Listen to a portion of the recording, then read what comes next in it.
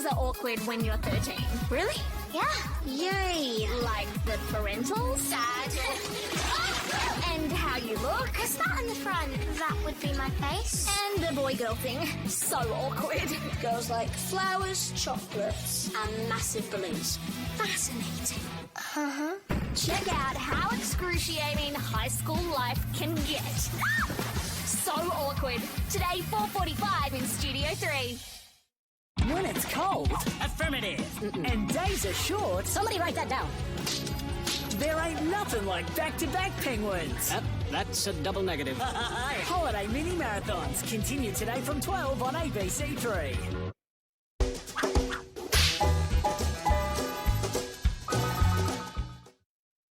Weeknights on ABC3. Chainmail is the new black. Swords are a must-have. But Merlin's look is just magic.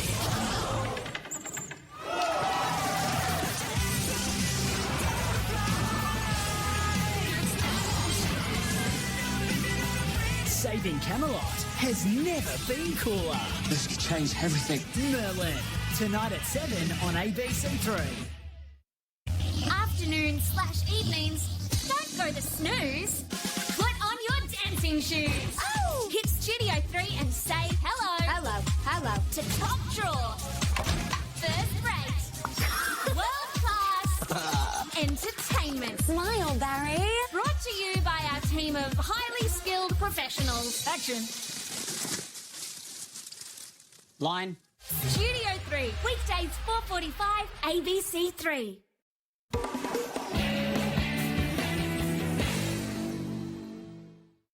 First, the breakup. Tim and I are officially over.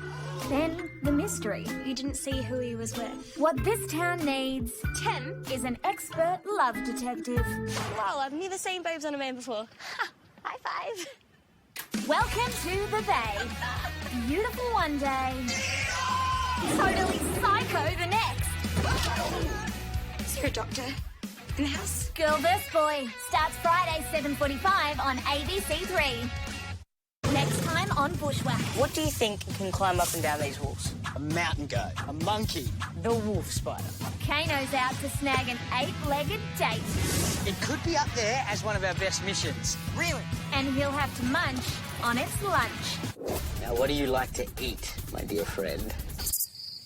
But will he be the only one to seal this meal? 3, 2, 1. Bushwhacked, Monday 5:25 on ABC3.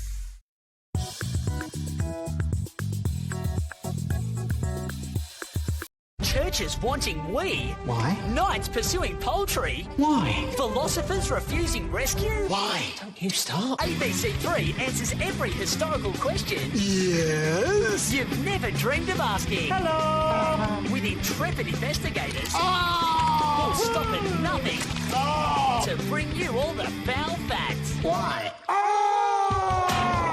Horrible Histories, weekdays 5:35 on ABC3.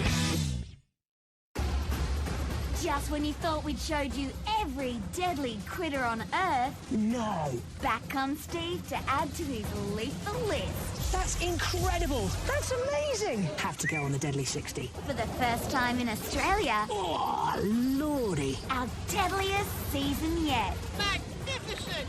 Yes. How good was that? New Deadly 60 starts next Monday 6:30 on ABC3.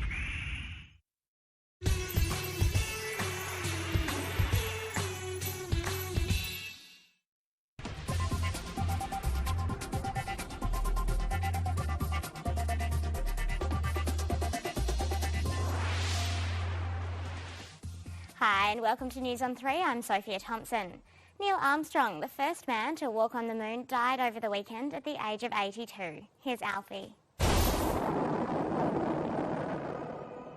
Many say this is the greatest achievement of the 20th century. The date was July 20, 1969, and Neil Alden Armstrong, a man from the US state of Ohio, climbed down a 9-step ladder. That's one small step for man, one giant leap for mankind. The 38-year-old says the landing was hard, but the walk was nice. The gravity is a very pleasant kind of place to work in, better than here on Earth. Neil Armstrong was just 15 when he learned to fly. He became a combat flyer, then a test pilot. In 1962, he joined the astronaut program. His trainers were impressed with his nerves. Watch as he ejects from this training vehicle just before it crashes. Of course, now he's remembered as the commander of Apollo 11. The important achievement of Apollo was a demonstration that humanity is not forever chained to this planet, and our visions go rather further than that, and our opportunities are unlimited. Just last year, he was honoured with his crewmates for the remarkable voyage. Buzz Aldrin, the second man on the moon, called him a true American hero and the best pilot I ever knew. The current US president said of Armstrong, Neil was the greatest of American heroes, not just of his time, but of all time. While he avoided the spotlight towards the end of his life, 4 decades ago, 500 million people watched grainy black and white images of this moment. And as long as there are history books, Neil Armstrong's story will live on. Tranquility Base here. The Eagle has landed. Now let's take a look at the stories making news around the country. A group of at least 100 asylum seekers on Christmas Island has gone on a hunger strike after being told they may be sent away for processing. The federal government has been saying for almost 2 weeks that anyone who arrives in Australia by boat after August 13 could be sent to either Nauru or Manus Island. The government says asylum seekers who arrive by boat should know that they could end up in overseas centres and that they'll be processed in the same amount of time as refugees who apply for asylum from overseas. A new report says that mining will continue to be a big deal in the Aussie economy for years to come. The report says the mining boom has at least another 3 years to go. After that, it's predicted that while there will be little growth in manufacturing, investment in other areas like the building industry and telecommunications will eventually take over. In the World Wrap today, there's been some pretty bad weather. Here's the latest. In the United States, there's a huge storm bearing down on the state of Florida. A state of emergency has been declared in some parts. One of the 2 major political parties has had to delay the start of its national convention, and hundreds of flights have been cancelled. The same storm caused flooding in Cuba and killed 4 in Haiti. Meanwhile, Japan is dealing with its own storm. A typhoon is battering the island of Okinawa. Thousands of people there have been told to stay indoors, with weather experts saying this is the strongest storm to hit there in over 50 years. They say that near the storm centre, winds are rushing at up to 180 kilometres an hour. In Kenya, the annual wildebeest migration is in full swing, and some animal watchers have been lucky enough to catch the crossing of the River Mara.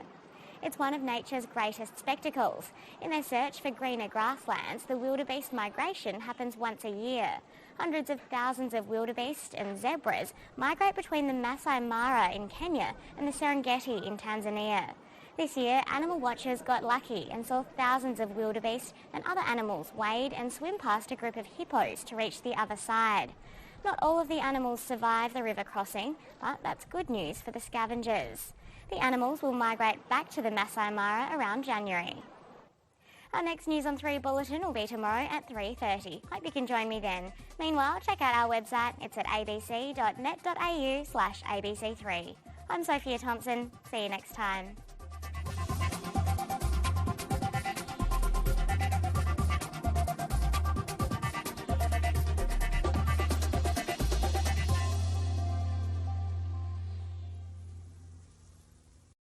Weeknights. There's something I want to tell you, Whitney. Discover the shocking truth about Tony Stark. Take him down. Oh no. Tony! The truth is... I think I broke a bone. Orphan teenage billionaire secret superhero geniuses in armoured suits. Just want to have fun. We're still out for dinner tonight, right? Sure. Yeah, I'll call you. Iron Man, Armoured Adventures. Weeknight, 6:05 on ABC3. Next time on Good Games Spawn Point, the Gamer Games are underway and Hex and I tried to post some competitive scores. He builds some crazy robots from scraps in Rigonauts. And we'll answer your questions at the Ask Good Game Desk. That's next time. Good Game SP, Saturday 9:05 on ABC3.